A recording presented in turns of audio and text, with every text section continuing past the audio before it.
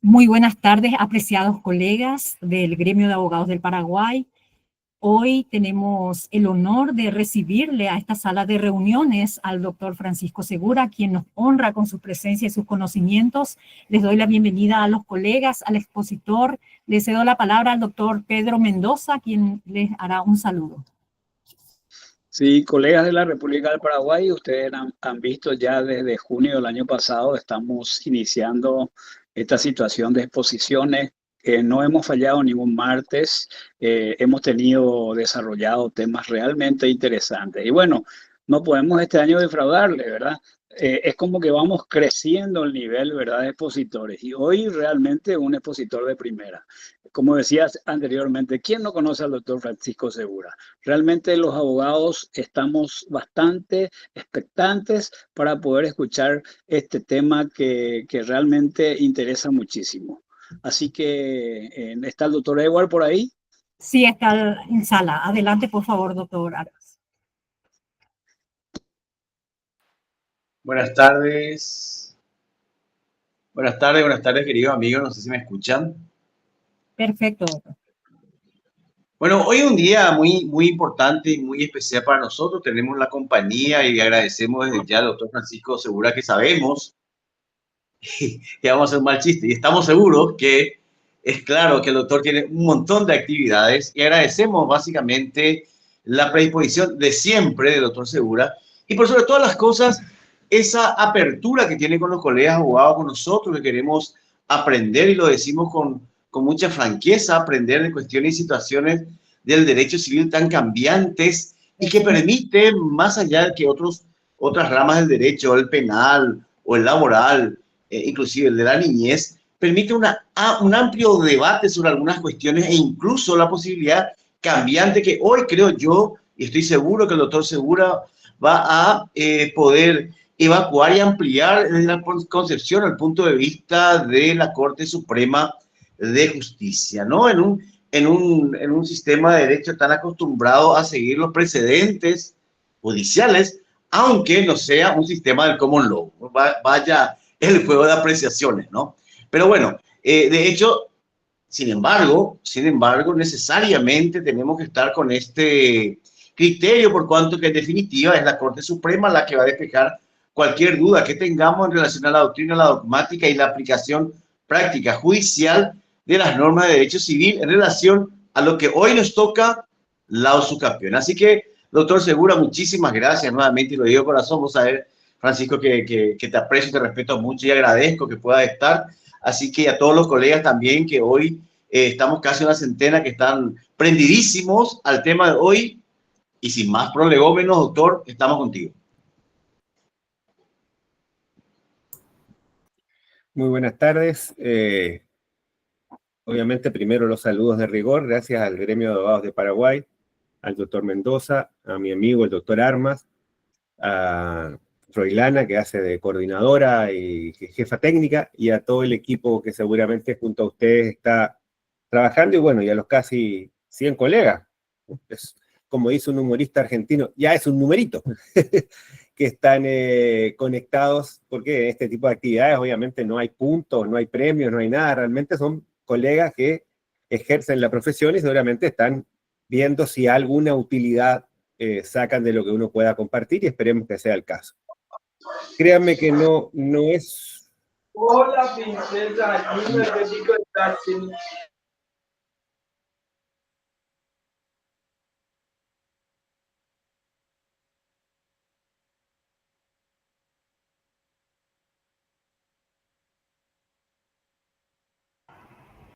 Doctor Segura, su micrófono está silenciado.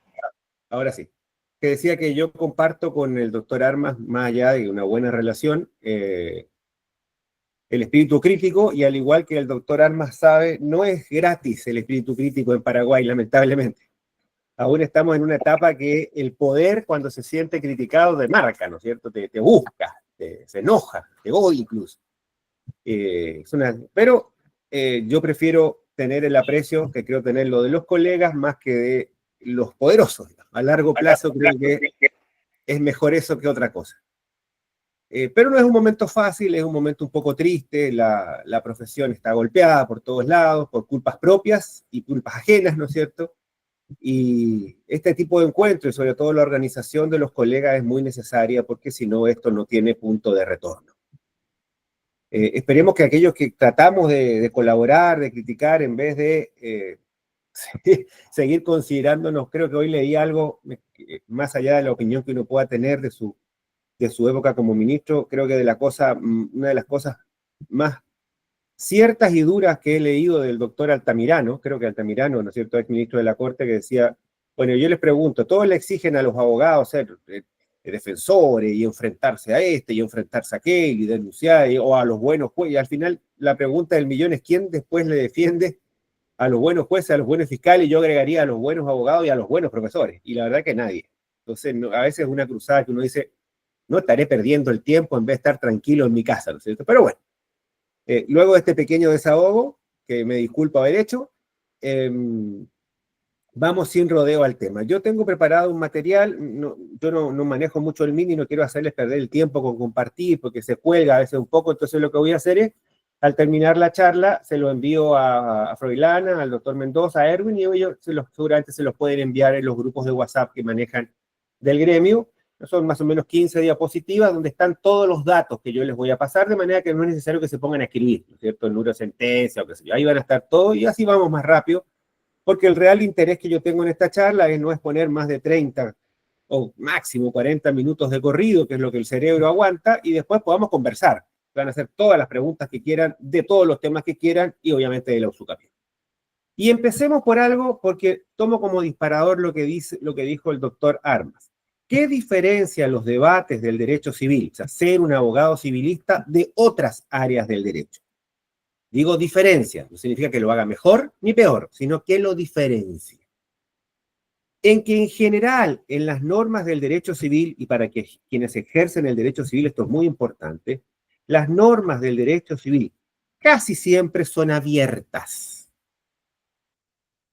Normalmente, las normas de derecho administrativo, penal, público, normalmente, no siempre, pero normalmente son estrictas, son cerradas y de interpretación restrictiva nos enseñan, ¿no es cierto? Aunque no siempre se haga así, en la práctica.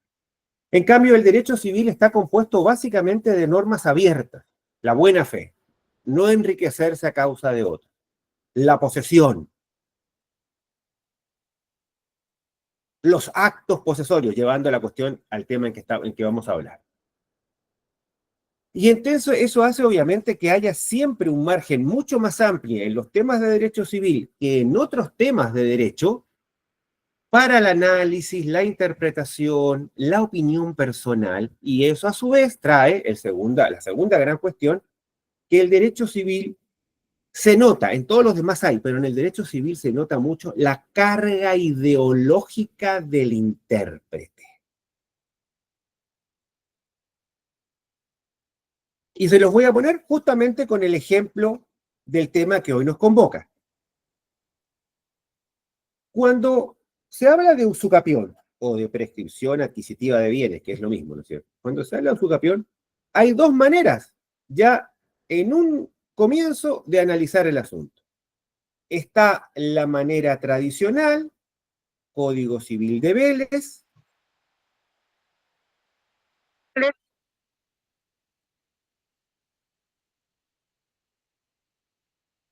la manera tradicional, Código Civil de Vélez, que establece que la usucapión es un modo extraordinario de adquirir el dominio. ¿Qué significa esto? Que solo opera en casos extremos, casi como una anomalía del sistema. Básicamente, para aquellos casos en que hay una especie de propiedad imperfecta, o sea, una persona que tiene forma de título que por alguna razón no pudo acceder a la inscripción o a formalizar el título completo, y entonces recurre a la usucapión casi como una cuestión complementaria y por lo tanto de aplicación muy escasa. Incluso muchos autores tradicionales, estamos hablando de comienzos del siglo XX, sostenían que la usucapión es una institución injusta. Algún profesor español extremo decía, solo un pueblo de criminales y bárbaros como los romanos pudieron inventar un instituto como la usucapión. O sea, en general, los propietaristas liberales clásicos consideran a la usucapión una barbaridad. ¿Cómo el propietario va a perder lo suyo? ¿Cierto? Y es posible y totalmente legítimo que muchos colegas que hoy, esta noche nos acompañan, que estamos casi en 120 ya, les agradezco muchísimo, muy reconfortante, ¿no es cierto?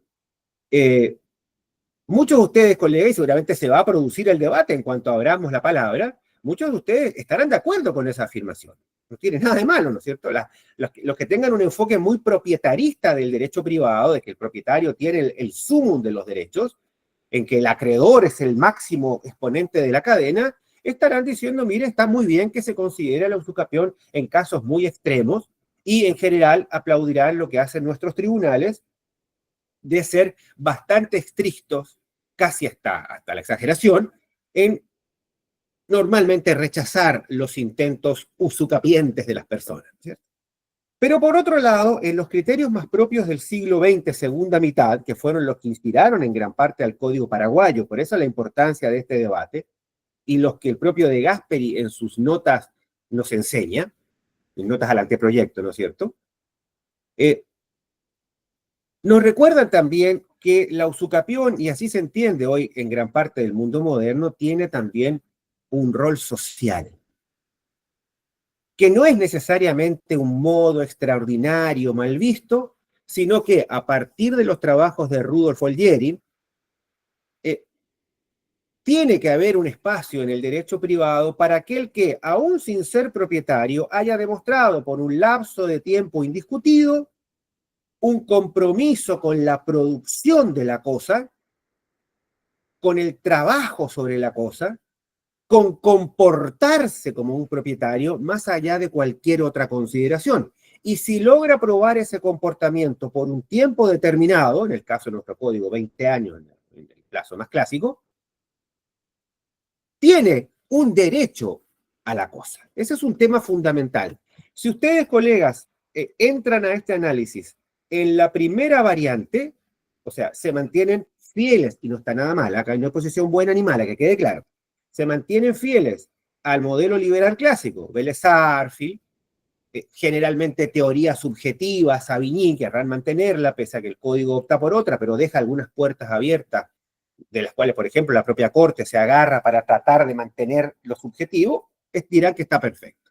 Y otros dirán, mire, el código de Gasperi mutó hacia un modelo objetivo, es decir, más solidarista. Recuerden lo que dice la exposición de motivos del Código Civil, yo no sé si la han leído, si no la han leído pueden encontrar un ejemplar en PDF en mi grupo de estudio, no sé, la mayoría seguramente son parte del grupo de estudios de Derecho Civil en Facebook, pero si no lo son, pidan su admisión y ahí tienen todos estos materiales además.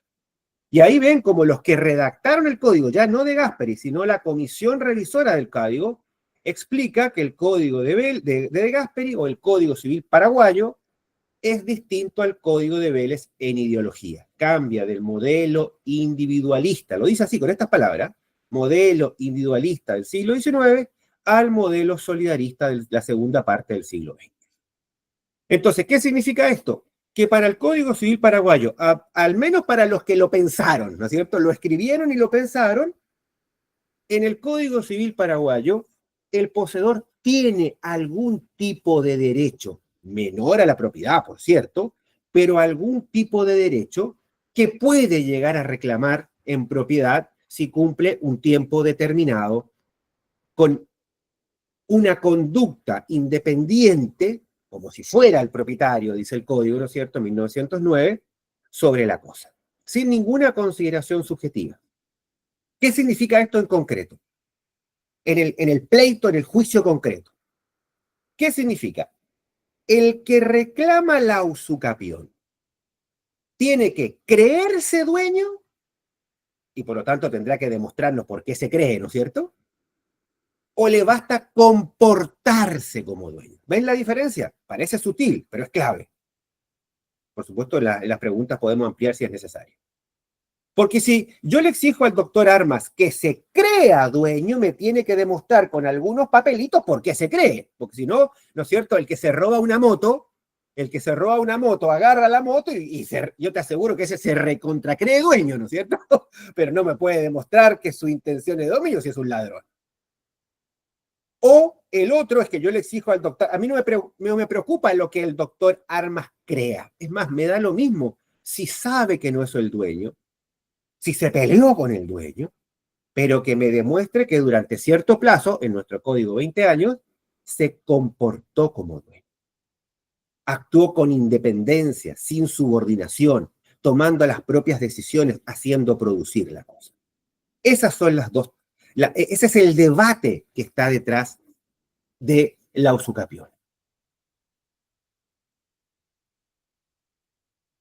Entonces, ahora nosotros agarramos nuestra legislación, básicamente artículo 1989, por razones de tiempo me quedo en la usucapión que normalmente se alega, que es la de 20 años, ¿no es cierto? En las preguntas podemos ampliar. Y ahora les pido, colegas, si tienen el Código Civil a la vista, que lean el artículo 1989. O que lo recuerden. Y entonces, ahora les pido que lo lean según cómo ustedes, cuál sea su ideología sobre el punto, ¿no es cierto? Si son propietaristas, subjetivistas, que consideran que el poseedor tiene que creer, le van a dar un sentido. Si ustedes son objetivistas, que dicen, no, al poseedor le basta comprobar qué hace, no que cree, le van a dar otro sentido. Y eso es lo que ocurre en nuestros tribunales. En gran parte, el sentido que le da cada juez, cada camarista y cada ministro de la Corte, según las distintas integraciones que van formando la sala civil, depende básicamente de eso. Por eso hay resoluciones tan distintas a veces, ¿cierto? Cuando uno dice, pucha, si el artículo es el mismo, ¿por qué no se ponen de acuerdo? Porque detrás hay una cuestión ideológica de mucho peso.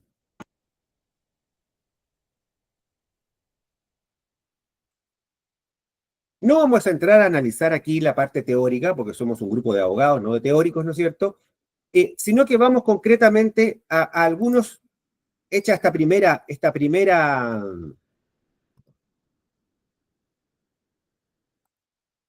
introducción para entender el problema, veamos ahora vamos a hacer una especie de lista de cuestiones a tener en cuenta en un juicio de usucapión. Vamos a lo concreto. Y después, con sentencias de la Corte, explicaremos cómo funciona en la mente de los ministros de la Corte actualmente la usucapión. Sin hacer críticas, sino simplemente narrando lo que dicen los votos. La crítica la hará cada uno de ustedes, para algunos estará bien, para otros no tan bien, eso ya depende de cada uno. Primera cuestión a tener en cuenta, colegas. La usucapión debe ser alegada. No se olviden de eso. La usucapión nunca opera de oficio. A diferencia de incluso la prescripción extintiva, en que puede haber algunos casos en que el juez de oficio tiene que analizar, aquí no. Plazo que no se alega, plazo que se pierde. Esto trae una consecuencia que para algunos, para la mayoría de la doctrina, entonces, la usucapión debe ser reclamada. ¿Qué significa esto? Debe haber una demanda.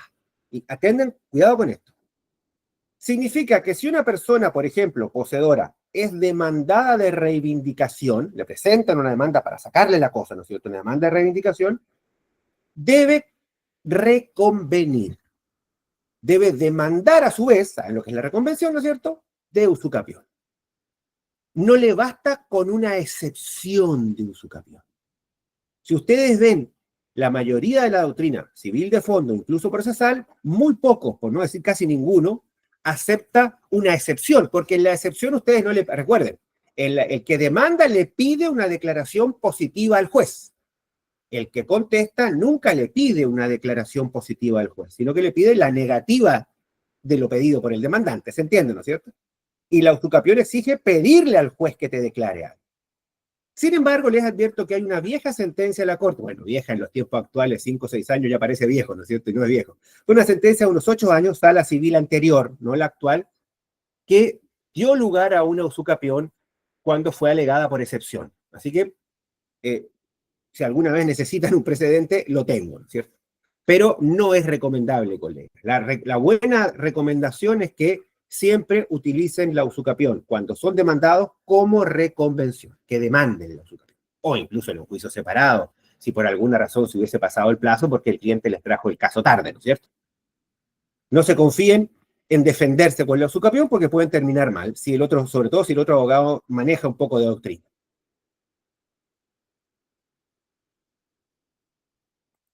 Los requisitos de toda usucapión, cualquiera sea la que aleguen, de muebles, de 10 años, de 20 años, las especiales, cualquiera que aleguen siempre son básicamente dos. Una posesión inequívoca y continua por el plazo legal. Esas son las dos muletillas. Una posesión inequívoca por el plazo legal. ¿Qué significa inequívoca? Que no ha sido disputada por quien tiene derecho a disputarlo. Curiosamente, y fíjense que no digo, fíjense a propósito que no digo pacífica y no violenta, perdón. Pacífica y pública, perdón. Fíjense que no dije posesión inequívoca, que es lo que dice nuestro código. En ninguna parte el Código Civil pide posesión pública y no violenta. En ninguna parte. Porque el sistema es objetivo, entonces da lo mismo. Pero fíjense cómo a veces los tribunales repiten, casi como, tiene que tener una posesión pública, en realidad no está en ninguna parte en el código. Tampoco hace mucha diferencia, porque es más que nada una muletilla, ¿no es cierto? Pero fíjense qué curiosidades, no está en el código. Entonces lo que sí tenemos que tener es una muy buena prueba de la posesión. Y en nuestro código la prueba de la posesión es muy clara, tenemos un artículo específico, 1933.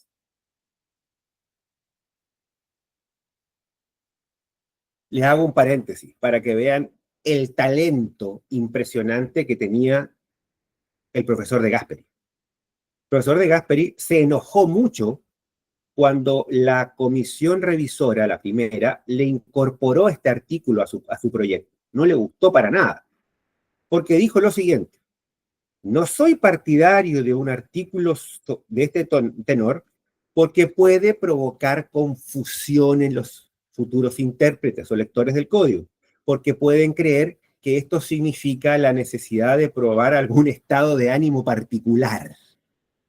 Y fíjense, justamente este artículo es parte de lo que ha llevado a algunos tribunales, entre ellos la Sala Civil de la Corte, a mantener cierta subjetividad en el análisis posesorio.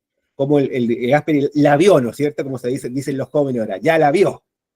Sin embargo, se incorporó esta regla, y esta regla en realidad no tiene nada subjetivo, aunque puede dársele ese carácter y ahí empiezan los problemas, pero el 1933 es muy claro, se refiere a los actos posesorios. Es decir, lo que debiera hacerse, el deber ser es el siguiente: tú tomas toda la prueba rendida por el poseedor, que es la máxima exigencia. Yo no sé, creo que vi por ahí en los carteles que tienen alguna clase sobre prueba.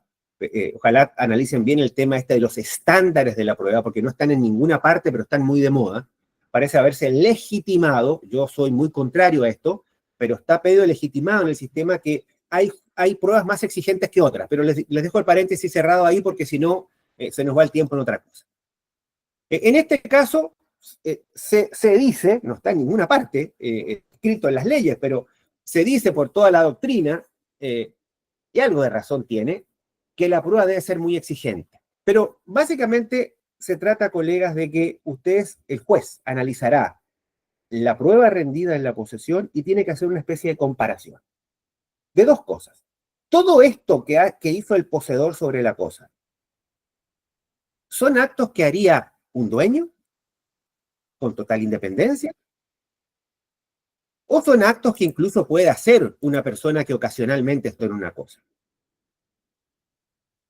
Pintar de vez en cuando lo puede hacer un inquilino, ¿cierto? No necesariamente es un acto posesorio. Entonces, para determinar el valor, así cuando ustedes tienen el caso concreto, tienen la carpeta con la foto, los papeles que les trajo el cliente, lo que deben dirigir en su prueba, colegas, es a demostrarle al juez que eso que está haciendo el poseedor lo hizo con total independencia.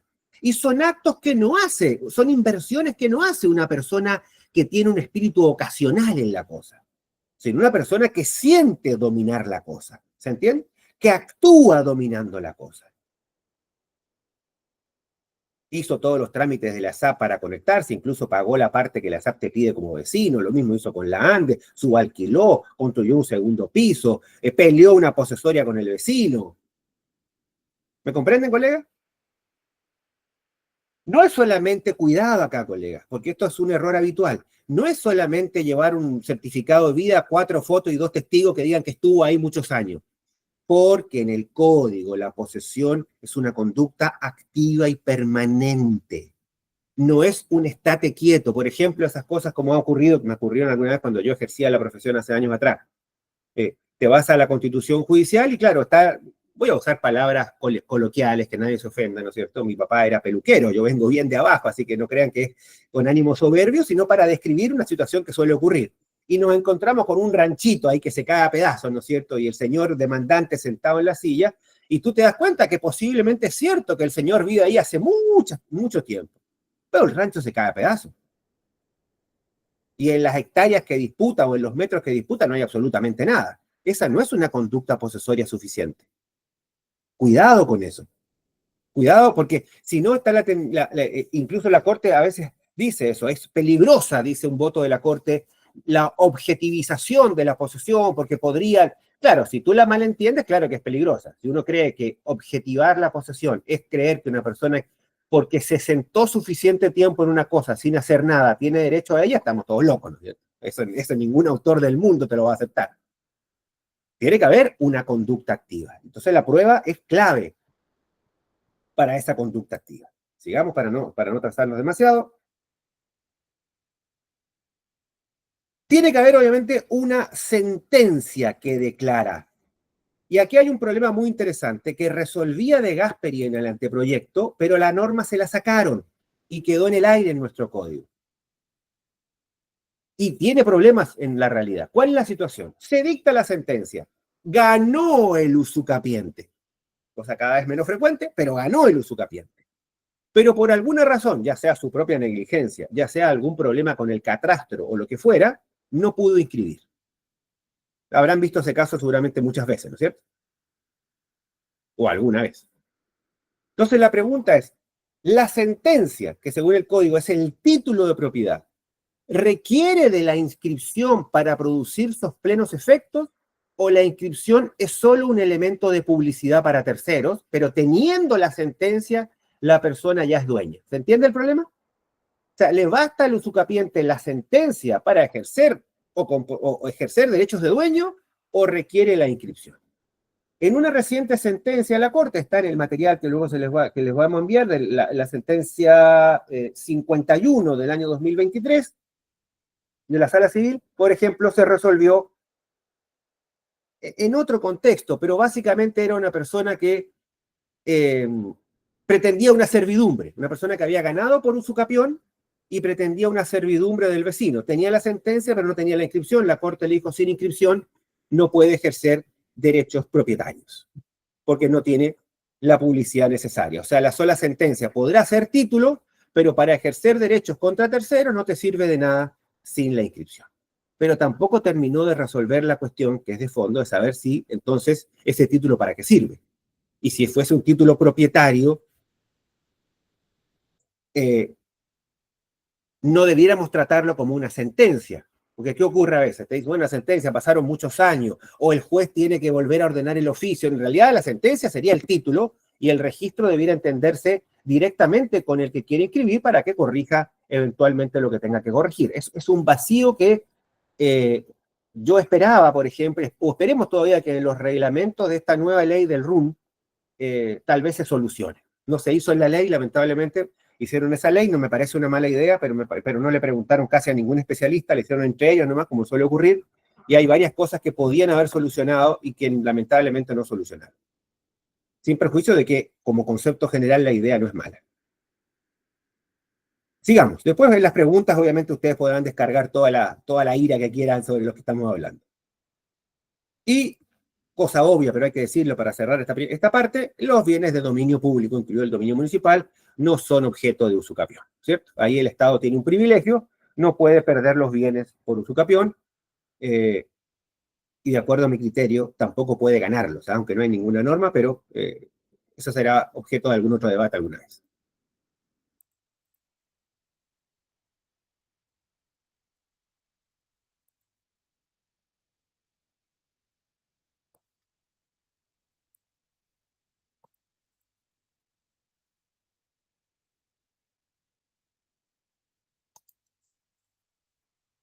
En cuanto a los plazos de usucapión, hay que tomar ciertas precauciones. Recuerden que los plazos pueden suspenderse cuando hay algún tipo de vínculo específico señalado en la ley entre las partes. Por ejemplo, entre cónyuges no puede haber usucapión, o sea, puede haber usucapión, pero los plazos están suspendidos. Si se divorcian después, volverán a retomarse entre pupilos y tutores, entre administradores de cosas ajenas y los administrados. Hay varias hipótesis personales y obviamente la situación más evidente que es la interrupción. La interrupción supone, ¿no es cierto?, una conducta activa del que cree tener derecho sobre la cosa, o mejor derecho que el poseedor, que lo demanda y notifica la demanda.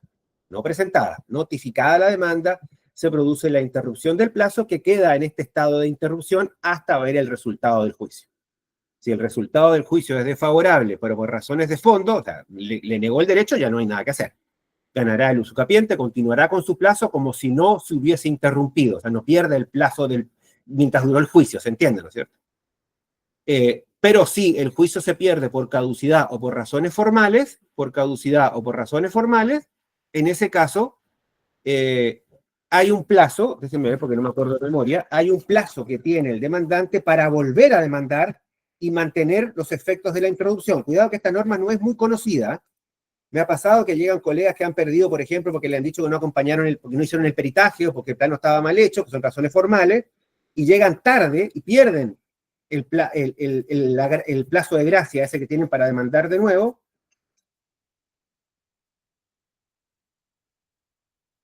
Artículo 649 del Código Civil, por si acaso, ténganlo en cuenta. 649 del Código Civil. O sea, si llegan a caducarse un juicio de usucapión, perdón, de reivindicación contra el usucapiente, le interrumpieron el plazo, les caducaron, les cocinaron, como decimos nosotros en la jerga, ¿no es cierto?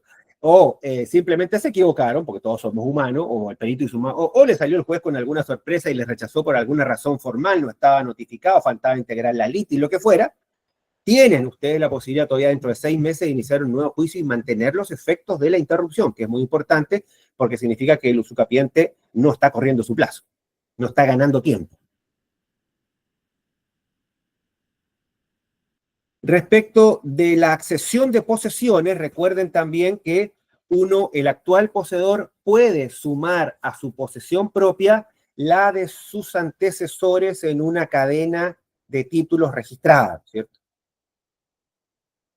La accesión de posesiones con cadena de títulos ha sido reconocida por la Corte, incluso en una reciente sentencia de 20 de mayo del 2024, la sentencia número 24, que si bien rechazó la demanda por otras razones, reconoció que la accesión de posesiones, en este caso era una cadena de contratos privados que pasaba la posesión de una persona a otra, es perfectamente válida y se puede alegar. Luego rechazó, vamos a analizar esa sentencia, por qué rechazó, pero reconoce que la accesión de posesiones es funcional en nuestro sistema. Lo dice el código, pero bueno, no está de más que la Corte lo haya reconocido.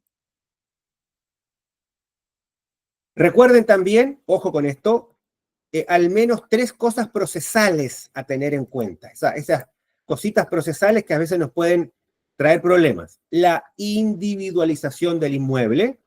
Desde el 2021, la Corte Suprema tiene un criterio muy rígido, tanto en la reivindicación como en la usucapión, de no dar lugar ni a la reivindicación ni a la usucapión si no se ha rendido prueba pericial de la individualización del inmueble. A veces ocurre que eso no es disputado por las partes, nadie disputa, sino que disputan el plazo u otras cosas, pero no disputan la individualización y los abogados, para ahorrar costos o lo que fuera, porque no lo consideran necesario, no han acompañado buenos planos, ni piden un peritaje sobre la ubicación, deslindes y sobre todo cuando es parte de un bien mayor, ¿no es cierto?, el que estamos usucapiendo. Si llega a la Corte, y mantiene la Corte este criterio, por supuesto, van a perder el juicio casi sin discusión, o sea, solamente por la no existencia de una correcta individualización técnica de la cosa, así que ténganlo en cuenta casi como un requisito de cajón. Un buen plano al presentar la demanda, georreferenciado, y además pedir el peritaje respectivo durante el probatorio y rendir. Los plazos deben alegarse con precisión. Esto se viene diciendo de la Corte del año 2011, y lo dice también toda la doctrina. Cuidado con esto. ¿Qué significa esto? No vale decir, ¿viste cómo a veces en la demanda le ponen y mi cliente posee hace muchas décadas. Allá por los años 80 empezó a poseer, más de 20 años que exige la ley. En general los tribunales y la doctrina, en eso hay coincidencia, proponen o sostienen que hay que rechazar esas demandas porque los plazos deben ser bien señalados. Es decir, hay que indicar el día 1 y el año 20, ¿no es cierto? Y el día último, con precisión. ¿Por qué? Porque en ese espacio de tiempo se analiza tanto la posesión como eventuales suspensiones e interrupciones. Todo lo que haya pasado antes o después ya no importa. ¿Me comprenden, no es cierto? Por eso es la necesaria precisión de los días. No se confíen con esas alegaciones genéricas de posee hace muchos años, desde que su abuelo estaba aquí, hace más de 40 años, porque les van a rechazar la demanda solamente por eso. Por ejemplo, les cuento una experiencia dramática que me ocurrió hace unos años atrás. Un tribunal de apelación del interior me consulta, los magistrados, porque tenían una situación humana difícil, digamos, y me decían, mire, esta señora que pide la usucapión era una casita de mala muerte. O sea, era una propiedad, no era un caso valioso, ¿me entienden? Pero se había defendido los herederos del propietario antiguo. Todo el pueblo sabía que la viejita vive ahí con su familia hace 100 años, ¿me entiendes? Nadie ni siquiera sabía que la señora no tenía título, se daba por hecho, pero bueno, entonces le querían dar lugar, porque bueno, todo el pueblo sabía. Pero ¿qué pasó? Fíjense la cosa. Lamentablemente el colega, cuando inició la demanda con descuido, la primera frase de la demanda decía lo siguiente. La señora Juanita, ¿no es cierto?, ingresó en la posesión con su marido, quien era capataz del dueño. Chao demanda, ¿cierto? La primera frase. El pleito duró como 7 años y en la primera frase estaba perdido. Claro, porque si ingresó como capataz es una posesión derivada bajo subordinación, entonces no hay independencia. Y lamentablemente, como les dije yo a los colegas, mire, podemos forzar por una razón humanitaria, pero la verdad que no. El juez de primera instancia hizo lo que tenía que hacer, no hay otra, digamos. Era un error garrafal. Entonces hay que tener cuidado con esos descuidos, porque recuerden lo que dijimos al comienzo, los tribunales siempre analizan la usucapión con 20 lupas. Si para el resto de los juicios usan 1 lupa, 2 lupas, 3, en algunos ninguna, ¿no es cierto?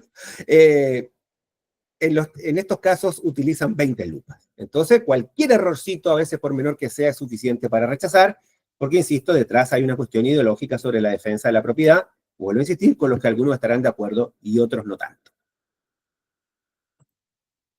Y, por supuesto,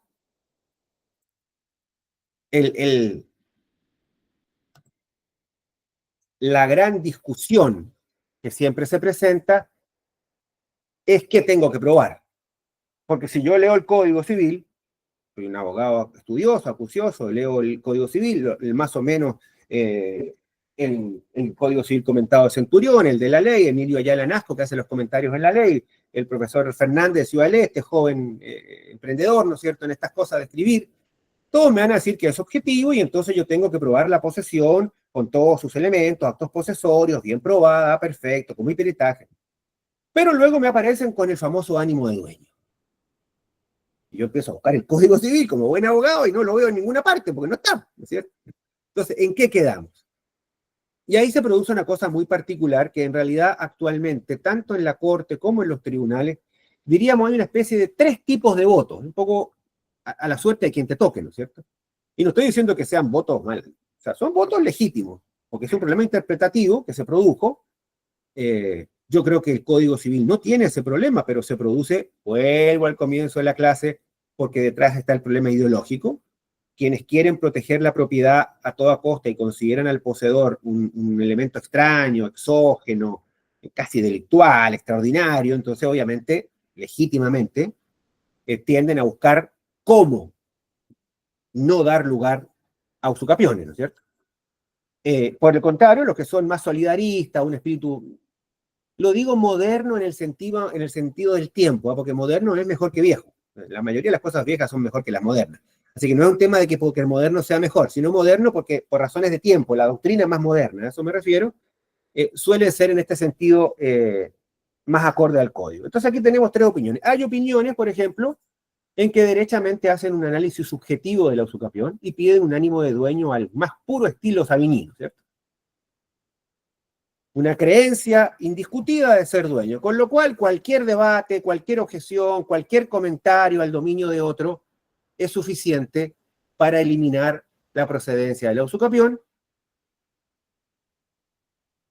Y hay otros votos, por ejemplo, el doctor Jiménez respecto de los de la Corte, que utiliza un criterio, llamémoslo mixto, en el sentido de que reconoce que no es un elemento subjetivo de ánimo, pero sí reconoce la necesidad de una especie de voluntad propietaria necesaria, ¿no es cierto? Que excluye entonces con rigor cualquier cuestión que pueda significar algún tipo de posesión derivada, ¿se entiende? Donde hay algún tipo de vínculo entre poseedor y propietario que mantenga esa relación en contacto, ya rechazan la usucapión. ¿Se comprende? El doctor Jiménez es quien mejor, entre comillas, es quien mejor se pone técnicamente en la defensa de la propiedad sobre la posesión, porque lo hace sin dejar de aplicar el Código Civil. O sea, no dice que hay un elemento subjetivo ánimo, ¿se entiende? Porque no lo hay en el Código. Pero dice, mire, no lo hay acá, pero tampoco significa que se prescinda absolutamente. Lo que tenemos que hacer, dice él, es igual rechazar las usucapiones de toda clase de posesiones que parezcan derivadas o que tengan una intencionalidad derivada. Y ahí, por ejemplo, viene que se rechaza la usucapión entre herederos, se rechaza la usucapión entre familiares, se rechazó recientemente en 2 sentencias, noviembre y diciembre del año pasado, bastante en extremo, incluso la usucapión de quien tenía un contrato privado y discutía contra el propietario, primer transmisor, o sea, la típica cadena, ¿no es cierto? Primer propietario transmisor, le transmitió a Juan, Juan le vendió por contrato privado, que ustedes saben, eso no sirve para nada, a Pedro, Pedro le vendió, y fíjense que hago con comillas, porque eso no vende nada, por contrato privado a Sandra, que la había conectada, ¿no es cierto? Y finalmente Sandra presenta la usucapión contra Víctor, que fue el primer propietario dice, no, reivindicación.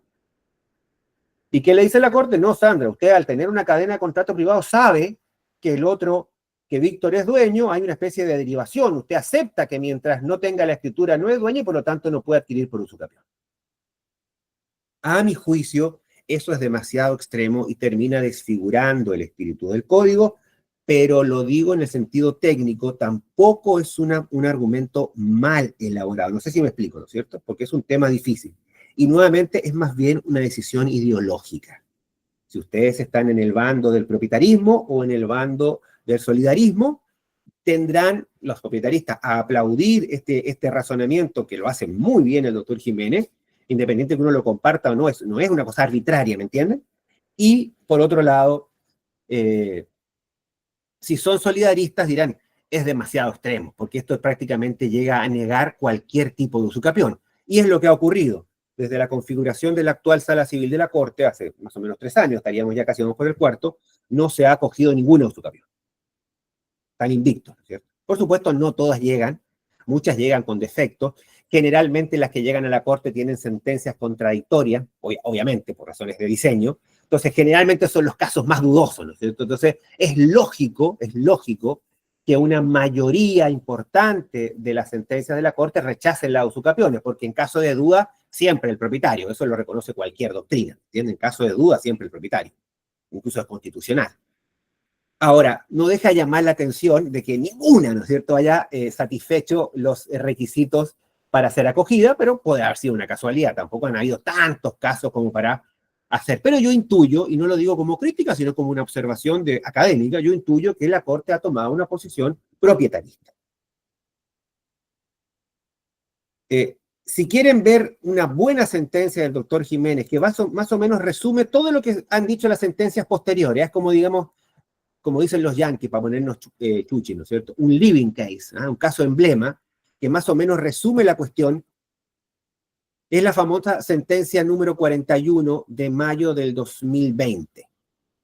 Está también en el material que les voy a enviar para que les entreguen, ¿no es cierto? Ahí la van a poder leer en detalle y van a ver cómo el doctor Jiménez construye todo un argumento, la verdad que es técnicamente muy bien construido, para llegar a la conclusión de que aunque haya una posesión activa y permanente por el plazo legal, eso no es suficiente si esta especie de voluntad posesoria, que no es ánimo, dice él, aclara bien, pero voluntad posesoria, este vínculo no tiene una independencia casi total de cualquier relación con los propietarios anteriores. Con lo cual, obviamente, cuesta imaginarse un caso que satisfaga ese criterio para que proceda la usucapión. Vuelvo a insistir, eso implica que, y con esto termino para abrir el debate, eso implica que algunos, los más propietaristas, incluso alegando razones constitucionales, van a decir eso es lo correcto, ¿cierto? Los más solidaristas, que estén más con el espíritu clásico del Código Civil y que por razones de ideología personal tengan de alguna manera mayor apego al poseedor, dirán, estoy de acuerdo, sí, pero parece un poco extremo, ¿cierto? Que no haya ningún caso que satisfaga, porque si no, en la práctica hoy en día la usucapión procede en casos muy, muy contados con los dedos de la mano. Lo que ocurre es que eso nos provoca un problema que ya no es de los tribunales, aclaro, ¿eh? Porque los problemas de diseño legislativo no son del tribunal. El tribunal no puede reemplazar al legislador. Que nosotros no tenemos una válvula de salida para la enorme cantidad de poseedores que hay en Paraguay sin título. Si le creemos al Banco Interamericano de Desarrollo, ustedes saben que estas instituciones siempre a veces exageran un poco los números. Entonces ellos dicen 80, yo creo que está exagerado, pero quitémosle 30, que sea 50%. Igual es un número de locos. O sea, 50% de la tierra del Paraguay, de toda urbana y rural, en manos de posesiones no tituladas. No digo irregulares o regulares, simplemente no tituladas. Es un número estrambótico, es una locura para la seguridad jurídica, para el desarrollo, para el progreso. Y no tenemos una sola herramienta legal que permita regularizar esa situación. Modestamente, yo creo que la usucapión, utilizada como política judicial, pudiera ayudar por lo menos a los pequeños casos, ¿no es cierto? No te digo que van a usucapir 3.000 hectáreas o 30.000 hectáreas como han pretendido algunos, porque eso ya tiene un olorcillo extraño. Pero esas pequeñas propiedades, pequeñas hectáreas, casitas en las ciudades, pero bien me podría contestar un magistrado, y no hay forma de decirle que no, che, ese no es mi trabajo. Yo no puedo reemplazar al legislador por mucho que haya razones sociales que lo justifiquen. Así que es un debate muy interesante. Lo que sí tenemos que reclamarle con urgencia en algún momento al legislador, que haga algo. Yo honestamente pensé que con esta ley de RUM iba a tener algunos artículos transitorios, por lo menos, como hizo Pi. Y miren, para que no digan, porque una cosa típica es que digan, profesor Segura es zurdo, ¿no es cierto? Porque quiere regularizar los poseedores. No, esto lo hizo Pinochet en Chile. O sea, más derechista que Pinochet, solo Hitler, ¿no es cierto? O sea, lo hizo Pinochet en Chile. Puso unas normas transitorias y regularizó toda la propiedad que estaba justamente, que tenía un problema similar al Paraguay. Y produjo un progreso agrícola enorme. Gran parte de los viñedos de Chile, esas cosas que ustedes han viajado y han visto, lo hermoso que es, lo moderno, todo es gracias a esa regularización, porque obviamente nadie invierte sin título, ¿no es cierto? Nadie está tranquilo sin título. El campo nunca está todo tranquilo y cada tanto vemos, ¿no es cierto?, lo que ocurre, balaceras, invasiones, peleas. Yo lamento que esta ley del RUN no haya aprovechado la ocasión para haber abierto la puerta a algún sistema de regularización, por lo menos para la pequeña propiedad, pero bueno, eso ya es problema de los legisladores, ya no de los que ejercen la profesión. Creo, colegas, así brevemente, tratando de, justo una horita, ¿no es cierto?, poco menos, sí, una horita, haber abordado los problemas estructurales clásicos de la usucapión. Ahora, lo importante, que es que conversemos, ¿no es cierto? No sé si va a haber algún tipo de moderador que me lea las preguntas, que me ayude, porque como son muchos, y entonces yo voy contestando, o si abrimos el micrófono, que sería lo ideal, le pediríamos, sí, por razones de conectividad y de tiempo, que sea muy breve, o sea, pregunta concreta, o no sé cuál es el sistema que usan Edward, Rolfi para las preguntas, porque acá veo Así es, doctor Segura. Antes que nada, agradecerle por su ponencia excelente. Como siempre, varios saludos de agradecimiento por participar con nosotros en el gremio. El doctor Santiago Jiménez levantó la mano. Doctor Jiménez. Buenas. Muchas gracias, doctor, por la ponencia. Quiero hacer una pregunta sobre una duda que tengo hace años, que es sobre la usucapión corta. ¿No es cierto? La famosa usucapión de los 10 años. Se habla de que para que proceda tiene que procederse con justo título. ¿Y qué sabemos? O sea, para mí me parece la redacción del código sumamente vaga en cuanto a Santiago, justo si título. quieres, ¿Qué es justo título y qué entiende la Corte por justo título? yo te voy a contestar brevemente. Sí, perfecto. Si tienes acceso a mi manual de derechos reales de la editorial Intercontinental, que es muy baratito, ahí vas a encontrar la explicación en extenso, con fallos, comentarios y demás. Pero básicamente el justo título, que no tiene nada que ver con la buena o mala fe, el justo título, de acuerdo a nuestro código, hay que entenderlo en base a no solamente a un artículo, sino a dos. Entonces ahí es donde viene la complejidad. Entraría a tres incluso. Fíjense. Dice el 1990, quien hubiera adquirido un inmueble de buena fe y con justo título, tarararara. Sí, Pero ahí tenemos que irnos más abajo, porque el artículo 1995 nos dice, será justo título para su capión aquel que teniendo por fin transferir el dominio o un derecho real, reviste las solemnidades exigidas por la ley. Luego dice el 1996, para colmo, el título debe ser verdadero y corresponder al inmueble. El título putativo no es suficiente. ¿Qué significa esto, querido Santiago? Que para nuestra legislación, y aquí no tiene nada que ver lo que diga o no la Corte, porque acá la legislación es clara, perfecto. el justo título es una situación sumamente excepcional. Básicamente es una persona que compró por escritura pública el dueño inscrito con todas las de la ley, como se dice, y por alguna razón no pudo inscribir. Ponele que vino un embargo que se lo impidió, una medida cautelar, algo pasó, y se quedó con su escritura pública en la mano. ¿Me entiendes, Santiago? Entiendo, claro, perfectamente. Pero tiene la posesión de la casa por 10 años. Perfecto. Entonces, ¿qué ocurre con esto? Descartemos desde ya el contrato privado. No estoy hablando yo lo que yo creo, ¿ah? Ojalá, si estoy contestando en base a lo que dicen los tribunales y el código. Yo no estoy tan seguro que eso sea así, pero los tribunales desde siempre, no los actuales, siempre han sostenido, y también los tribunales argentinos, si es por eso, también los chilenos, si es por eso, que el contrato privado no es justo título, porque no cumple todas las solemnidades legales. Así de sencillo. Doctor Víctor Hugo Agüero. Gracias, doctor, por la respuesta.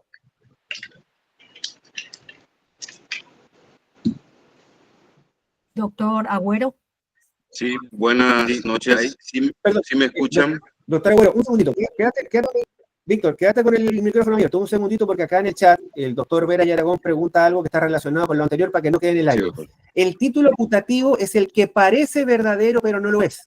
Por ejemplo, tú tienes un título que aparece que te vendió el anterior propietario, Juan, mediante poder que le otorgó a Víctor Hugo, y el poder es falso. ¿Se entiende? Entonces ese es un título putativo. Parece verdadero, pero luego se descubre que no es verdadero. Ese es el título putativo. Un título putativo, para los efectos de la usucapión, no tiene ningún valor. Ahora sí, perdón, Víctor Hugo. Te escucho. Muchas gracias, profesor. Un placer escucharle. En realidad tengo 1000 preguntas, pero voy a hacer solo una en esta ocasión. En Paraguay, así como usted estaba diciendo, profesor, el tema del problema en las tierras es muy grave, ¿verdad? Existen muchos terratenientes, propiedades muy grandes, inclusive hay ciudades, hay distritos que están sobre comunidades con 100, 200, 500 familias, 100 años, 120 años de existencia sobre propiedades privadas y gente que vive ahí que no tiene título. Entonces, hay una realidad. Barrios barrios de Asunción, ahí cerca del Abasto Viejo, están en esa situación todavía hoy hace décadas, digamos. Así mismo, doctor. Entonces, se da, en las zonas rurales se da una situación. Las personas, por ejemplo, agarran una propiedad de 50 por 100 metros donde construyen para su vivienda. Posteriormente, agarran un territorio, una zona, un terreno de 2 o 3 hectáreas o de 5 hectáreas para su zona de cultivo. En ambas circunstancias, en ambos terrenos, cumplen los requisitos de la posesión, del tiempo y de los actos posesorios. Pregunto yo, concretamente, ¿es posible que una persona se le pueda otorgar la posesión sobre, por ejemplo, un inmueble como su vivienda y otro inmueble como su zona de trabajo, como su chacra, o el nombre que se le pueda dar, profesor? Esa es mi pregunta concreta. A ver, la posesión es una situación de hecho que genera efectos jurídicos, pero la posesión como concepto es de hecho. ¿Qué significa? La posesión es lo que la persona posea. Entonces, si posee, y tampoco es que solamente puede poseer una casita, puede poseer una casita en Asunción y una chacra en Villa Valle, no hay ningún problema, ¿me entiendes? Siempre que tenga, porque la posesión no es estar 24 horas, 7 días a la semana sentado en una silla sobre el lugar, sino tener el control del lugar, las llaves, para hablar mal y pronto, ¿no es cierto? ¿Se entiende? Entonces es perfectamente posible que haya varias posesiones, varios tipos de posesiones, varios lugares posesorios. Eso no excluye, porque algunos dicen, ¿cómo si ya tiene, por ejemplo, tiene 3 casas y ahora viene a pedirle a usucapión de una cuarta? No tiene nada que ver. Si prueba la posesión, el dominio efectivo sobre la cosa, productivo, activo, debe ir debiera, porque en nuestros tribunales normalmente la opinión de la Corte está siendo muy influyente en los tribunales inferiores, como es lógico, y cada vez son más restrictivos para otorgar esa usucapión. Entonces no hay ningún problema, Víctor Hugo. Cada posesión, cada situación posesoria se analiza por separado y con independencia, sin que importe el patrimonio de las personas involucradas incluso. No sé si con eso es suficiente respuesta. Clarísimo, profesor. Muchísimas gracias. Perdón, acá en el chat, yo voy viendo el chat también, porque a veces una cosa para no poner las preguntas. ¿Ah? Le digo, una señora inició una transferencia de un inmueble a nombre de su hija antes de que la firma se arrepintió. La escribana aún vive, pero la hija igual construyó y la nieta, en este caso, también continuó ampliando la construcción. ¿Se podría usucapir parte del inmueble construido? Rodri, te contesto, digo Rodri porque así dice el chat, ¿no es cierto? No es que sea confianzudo. Rodri, te contesto, colega. Te contesto yo y después te contesto con lo que dice la Corte. Yo creo que si se cumplen las condiciones posesorias de los 20 años, etcétera, etcétera, claro que podría. Ahora, nuestros tribunales nacionales te van a decir que no porque sostienen que no es procedente la usucapión entre parientes. Eso proviene de una vieja opinión de un autor francés que le llamaba el impedimento moral de la usucapión entre parientes. ¿Se entiende, no es cierto? ¿Cómo entre parientes se van a hacer eso? Y de ahí quedó, la verdad que no hay ninguna regla en nuestro Código Civil que imponga esa solución, pero ha quedado en gran parte de la doctrina y en los tribunales de casi todos los países latinos la idea de que entre parientes no hay usucapión, con lo cual, Rodrigo, esa demanda posiblemente, o casi seguro, no prosperaría en Paraguay. Doctor, ¿sí? Entonces, un certificado de adjudicación en una sucesión donde se adjudica derechos posesorios del causante de un inmueble, ¿se lo cataloga como posesión derivada y no se da? No. A ver, tenemos, voy a usar nombres de personas que veo en pantalla para hacerlo más interactivo, ¿no es cierto? El doctor Fermín es el dueño de la casa de Mariscal López al número 100, que es poseída por Eduard Armas, hace 20 años. Perdón que te mate, Eduard, pero voy a tener que matarte para el ejemplo. Se nos muere el querido Eduard, esperemos que eso no ocurra en muchas décadas, se nos muere el querido, y le sucede su hijito Eduard, que ya lo he visto incluso con traje ya en algunas fotos, ¿no es cierto? Ya a esa altura ya un respetado abogado, ¿no es cierto? Va a la sucesión y pone en los patrimonios adjudicables los derechos posesorios, la posesión, que en realidad no son derechos posesorios, es la posesión que su padre tenía sobre la casa de Mariscal López 100 y se le adjudica. Ese certificado de adjudicación le va a permitir a Eduardcito, o Edward Jr., como dirían los yanquis, ¿no es cierto?, alegar la accesión de posesiones, ¿se entiende? Juntar la posesión de él con la que tenía su padre y eventualmente pelear y ganarle una usucapión al doctor Fermín.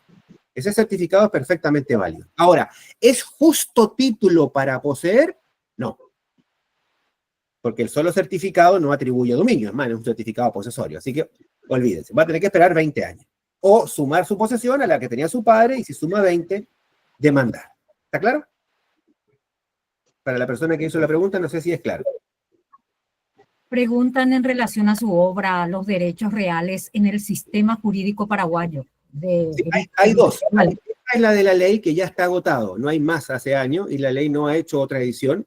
Y después hay una versión más resumida, más de manual, pero que tiene más jurisprudencia, que es de editorial Intercontinental. Un librito chiquitito que creo que cuesta 50 o 60 mil guaraníes. Los que son miembros de mi grupo de Facebook tienen incluso un descuento adicional. Y ahí pueden encontrar que se llama Manual de los Derechos Reales, Manual de los Derechos Reales. Y ahí todo esto que estamos hablando, todo esto está explicado en extenso con sentencias, con comentarios de doctrina y demás. Pregunta sobre la explicación amplia sobre el justo título también, doctor. Sí, ahí está, justamente, ahí está toda la explicación de este justo título. Porque, ¿qué pasa? Recuerden que la expresión título tiene una acepción popular y una acepción técnica jurídica. La acepción popular, que incluso los abogados a veces usamos, es ¿cuál es el título que tienes? ¿No es cierto? Como, ¿qué es lo que tienes para defender su derecho? Pero no significa que lo que tenga un contrato privado, un viejo certificado de adjudicación, una cesión de derechos posesorios, una derechera, como llaman en el interior, ¿no es cierto?, sea un título jurídicamente para los efectos de ser título propietario. Entonces, lo que exige el Código Civil para el 1990, para los 10 años, no para los 20, es un título propietario que no se pudo inscribir. Cualquier otra cosa es título, pero no es justo título. Y por lo tanto no sirve para los 10 años. Así de sencillo. Podemos compartir o no esta decisión de la ley, pero es la decisión de la ley, ¿cierto?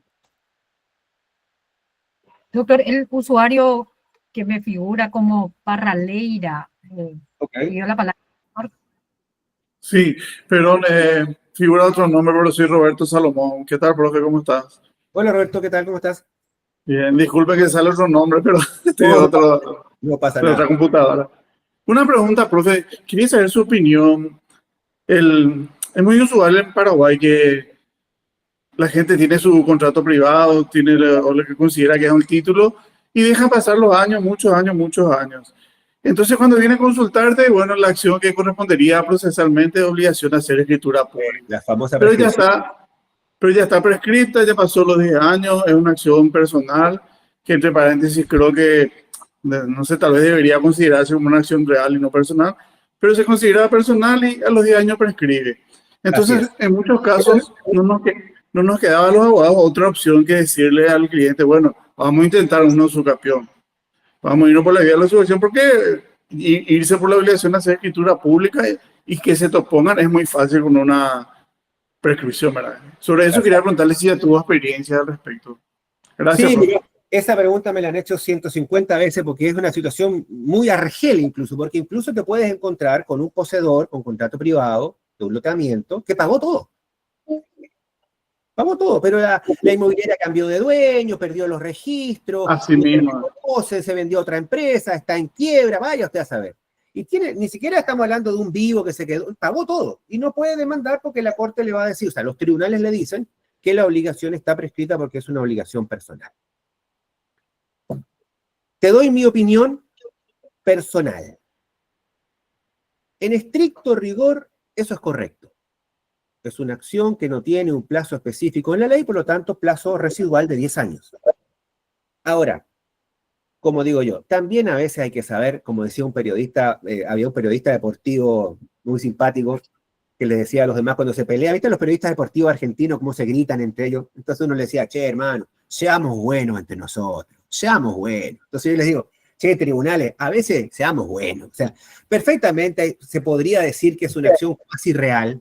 Por ejemplo, le han dado el carácter de acción real a la usucapión cuando no la tiene, por ejemplo. Entonces, perfectamente habría argumentos, comparto contigo, colega, que hay argumentos que podría decirse perfectamente que es una acción real o de naturaleza real, porque en definitiva lo que se persigue al final es el dominio. No persigo el cumplimiento del contrato, ¿se entiende, no es cierto? Persigo la transferencia y decir que es imprescriptible. Yo particularmente, yo, Francisco Segura, autor, no analista, no diciendo lo que dicen otros, yo creo que es una acción real, es imprescriptible, pero esa es mi opinión y mi opinión tiene bastante poco peso en general, ¿no es cierto? Así Gracias, que, pero esto es un problema serio que tenemos porque si se declara prescrita, la situación queda en el aire, queda sin solución. Gracias, profe. Muchas gracias, colega. Hay una consulta de la doctora Liz Lovera que pregunta si la inscripción de un certificado de adjudicación de los herederos interrumpe el plazo para la usucapión. No, lo único que interrumpe el plazo para la usucapión es el que cree tener un mejor derecho, le demande y le notifique la demanda al poseedor. Punto. Eso que hizo un trámite en la municipalidad, que le dijo al cura del pueblo que se confesó y que le reconoce. No, no, no. Te demande. Recibes tu certificado de adjudicación y demanda reivindicación. Tienes una demanda de mejor derecho, ya sea de poseer, ya sea, pero hay que notificar esa demanda. No hay otra interrupción en nuestro sistema. La consulta de la doctora Carol Gorostiaga, en Ok. caso de que se perdió en una primera velocidad y se hace, doctora Carol, ¿vas a hacer tu pregunta?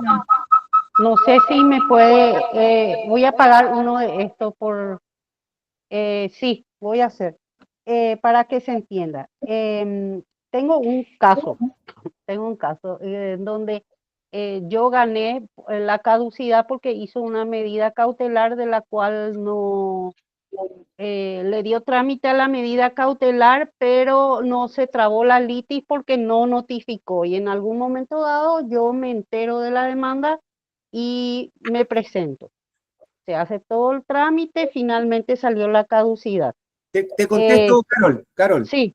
por razones de tiempo. Te contesto porque ya las preguntas que me hacen son más o menos, ya me las sé. No es necesario notificar. Dice el 649, lean si tienen a mano. Si el juicio terminare por sentencia que no se pronuncia sobre el fondo de la acción, una caducidad, por ejemplo, que es tu pregunta, y el actor intentara una nueva demanda dentro de los 6 meses de la sentencia, se juzgará interrumpida la prescripción por la deducción de la primera demanda. ¿Me entiendes? Ya no se necesita ya no necesita notificar dentro de los 6 meses. Basta que la hayas presentado dentro de los 6 meses. Pero si nos salió la primera providencia de ese traslado. La demanda ya está presentada, da lo mismo. Y está presentada dentro de 6 meses. Pero acá hay una cuestión procesal también. Esa demanda se metió una aclaratoria en segunda instancia. Salió la caducidad, pero no se resolvieron todos los puntos. Entonces se presentó una aclaratoria y la aclaratoria salió posteriormente al nuevo inicio de la demanda. Con mayor razón, presentó incluso antes del plazo, antes de los 6 meses. Está perfecto. Está deducido dentro de los 6 meses.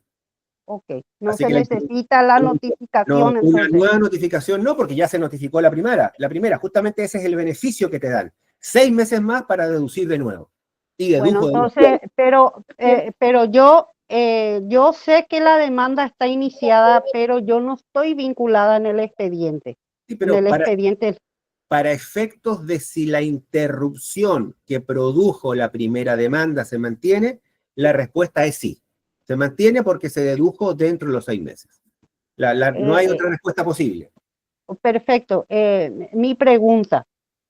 Yo, por supuesto, voy a ser la demandada. Entonces, no prescribe tampoco mi reconvención si voy a reconvenir. No, es un nuevo juicio. Volverás a reconvenir, a contestar harás lo que tengas que hacer como demandada. No pierdes ningún derecho. Si los 20 años ya estaban cumplidos antes de la notificación de la primera demanda, ya no hay interrupción que importe. ¿Se entiende, Carol? Pero la primera demanda nunca se notificó.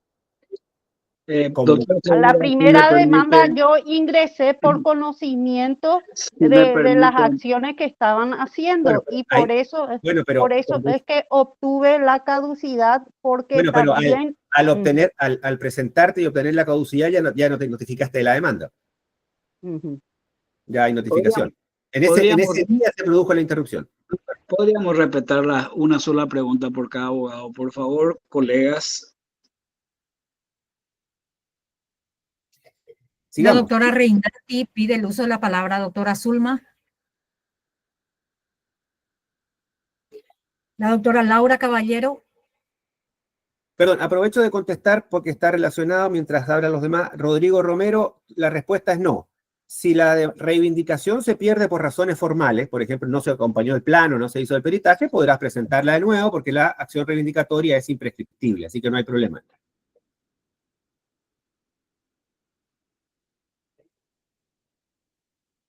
Paola Galloso, ¿qué dice la Corte Suprema sobre la intervención del título? Muy buena pregunta, Paola. Dice mucho y no dice nada. O sea, dice mucho porque dice que la intervención del título se puede producir de manera inequívoca cuando el poseedor demuestre haberse comportado sin subordinación al vínculo inicial de dependencia. Básicamente dice todo eso. El problema con las sentencias de la Corte, o sea, no problema, sino que la dificultad que tenemos para contestar esta pregunta es que hasta ahora la Corte todavía no encuentra un caso en que eso ocurra. ¿Entiende? La Corte siempre dice, esto es posible, pero no en este caso. Esto es posible, pero no en este caso.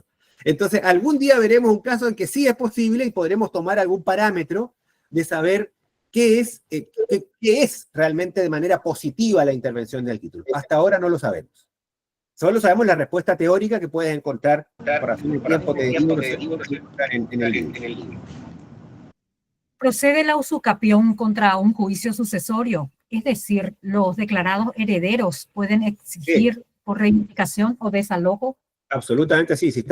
Es más, podrían, aunque no hubiese declaración de heredero, con el solo hecho de probar el carácter de heredero, porque recuerden que los derechos posesorios o propietarios se transmiten por el solo hecho de la muerte. Sin embargo, hay un par de sentencias de la Corte que han exigido la declaratoria de heredero, con voto en disidencia del doctor Martínez. El doctor Martínez sostiene, a mi juicio correctamente, de que no se requiere ni siquiera la declaratoria. Pero, por las dudas, obtengan la declaratoria y después demanden. Pero sí, perfectamente pueden hacerlo. Profesor, en el caso que comentó recién, si el heredero no denuncia en la sucesión la posesión de su padre para adjudicarse y hacer valer en un eventual juicio de usucapión, ¿ese plazo no se computa para él? Es decir, ¿no puede alegar la posesión de su padre para usucapir? Sí, o sea, según los votos del doctor Martínez Simón y según la buena doctrina, sí puede, porque los derechos propietarios, y recuerden el artículo 2446 del Código Civil, 2446. La sucesión es un fenómeno que se produce por el solo ministerio de la ley. O sea, la declaratoria de heredero es una cuestión puramente formal, que incluso no produce Estado, no produce cosas juzgadas, no atribuye derechos, sino que es la ley. De manera que muerto el perro se termina la rabia, dicen, ¿no es cierto? O sea, muerto el causante, todos los derechos pasan a los herederos. Y por lo tanto podrán ejercerlo, tengan o no certificado de adjudicación. Lo que pasa es que tener una declaratoria de heredero, tener un certificado de adjudicación, te da mucha prueba. Te pone en una posición probatoria fuerte, incluso más fácil, pero no es requisito sine qua non.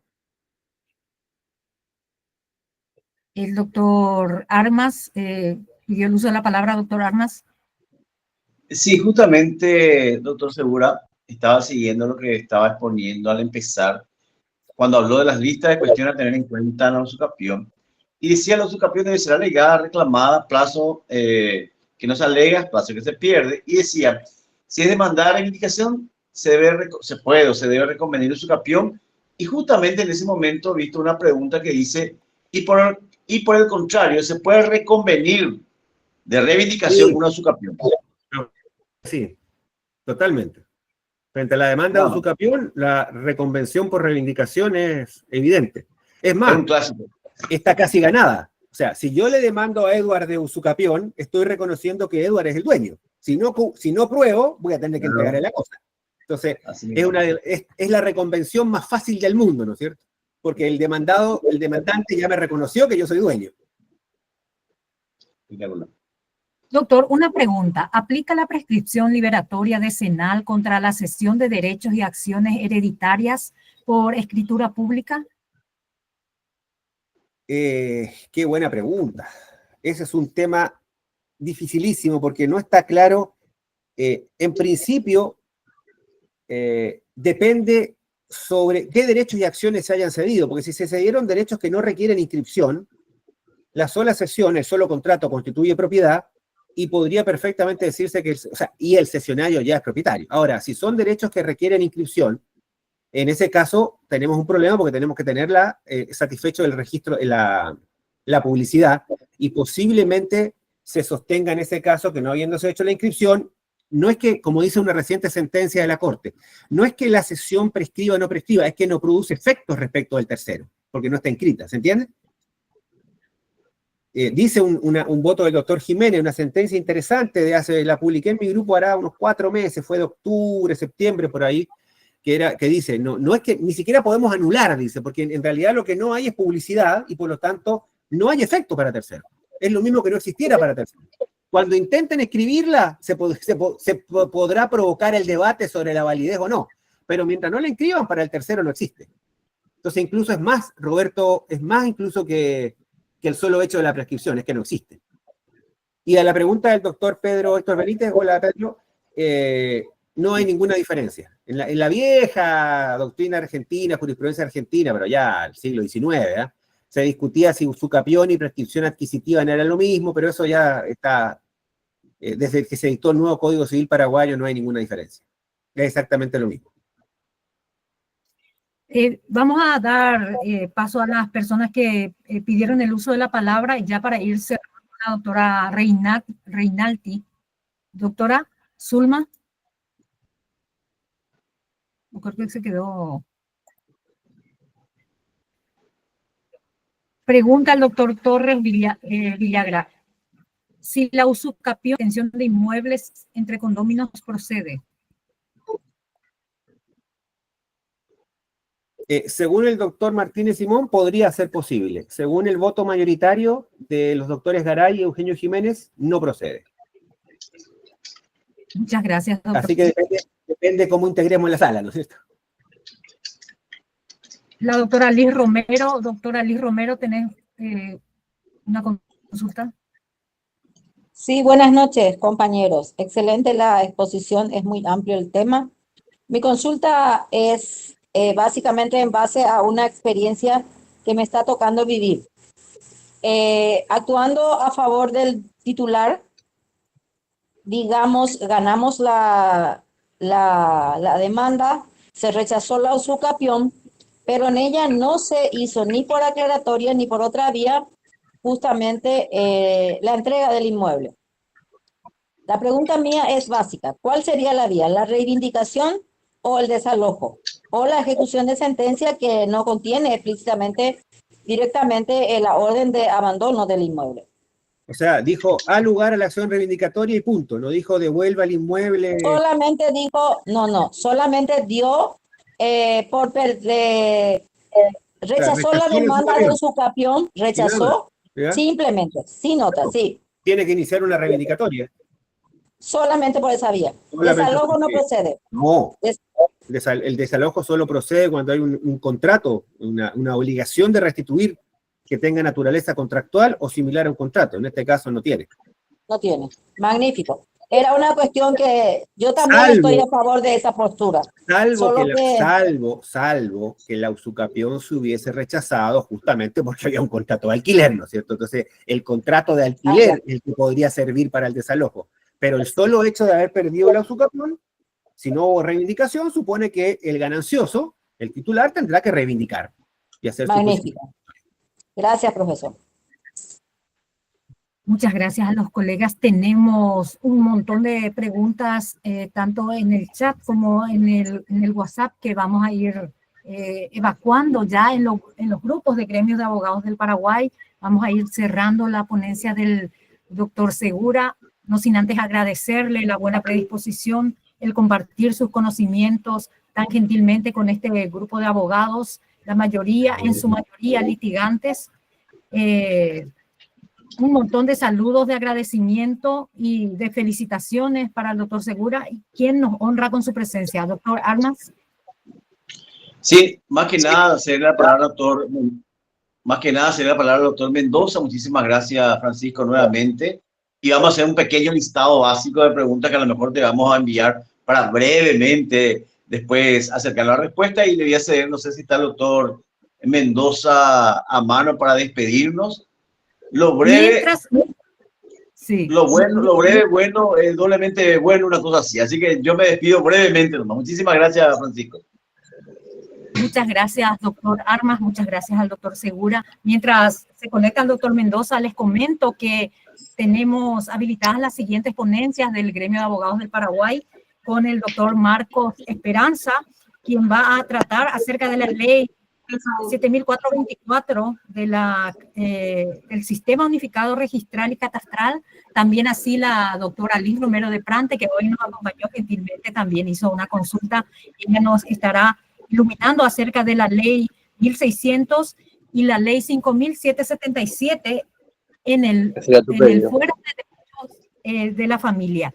También nos honrará con su presencia el doctor Joel Melgarejo Alegretti,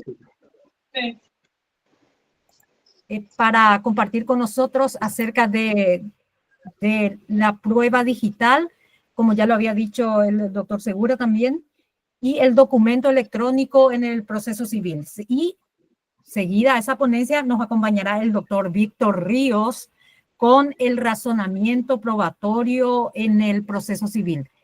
Queda la invitación, cordialmente invitados todos. Vamos a estar evacuando las consultas que quedaron pendientes porque hay muchas que están repetidas. Entonces vamos a acercarle al doctor Segura, así como lo manifestó el doctor Armas, y vamos a estar evacuando en los grupos de gremios de abogados del Paraguay. No se olviden que se queda la grabación para el canal de YouTube de Gremio de Abogados del Paraguay, donde pueden entrar y mirar las ponencias de los diferentes expositores que estuvieron compartiendo con nosotros anteriormente. Y les comento que tienen que entrar en la parte de videos, porque el canal de YouTube les va a aparecer en blanco la primera hoja. Doctor Mendoza. Sí, muchísimas gracias, doctora Freud. Siempre agradeciéndole públicamente a la doctora Freud porque da mucho de su tiempo para los demás. Y al doctor Francisco Segura, nuevamente darle las gracias de manera pública, en el sentido de que el aporte que ha dado es magnífico para que los colegas que integramos este grupo podamos aprender y capacitarnos un poco más. Reiterar en cuanto a los videos que van a subirse a YouTube, serán a fin de mes. Las exposiciones que sean de este mes de enero se subirán a YouTube los primeros días de febrero. Sin embargo, mañana la doctora Freud estaría pasando la grabación de la exposición de lo que ha sido esta exposición del doctor Segura. Nada más que decirle, doctor Segura, algún número de teléfono por si algún colega quiere consultar o contratar su servicio, podría dar, anoten, colegas, el teléfono del doctor Francisco Segura. No sé si usted quiere hacerlo, doctor Segura. Sí, claro. Y le damos la palabra para despedir. Para seguir en contacto de manera gratuita pueden encontrar muchos materiales, video, clases como esta, prácticamente todas las que he hecho están tanto en un grupo de Facebook que se llama Grupo de Estudios de Derecho Civil Paraguayo, que tienen que pedir su admisión y enseguida se les va a admitir, y en el canal de YouTube que se llama justamente también Estudios de Derecho Civil Paraguayo. Ahí van a encontrar muchas clases como esta, incluso videos cortos de 4 o 5 minutos aclarando así dudas específicas que suelen presentarse en la profesión. Y ahí también están mis datos, pero mi teléfono es 0981-436-403. El mismo que tengo hace 20 años, así que no hay problema de que lo tengan ahí a disposición. 0981-436-403. Muchas gracias por la invitación, por el buen rato que hemos compartido. Gracias a usted, doctor. Buenas noches.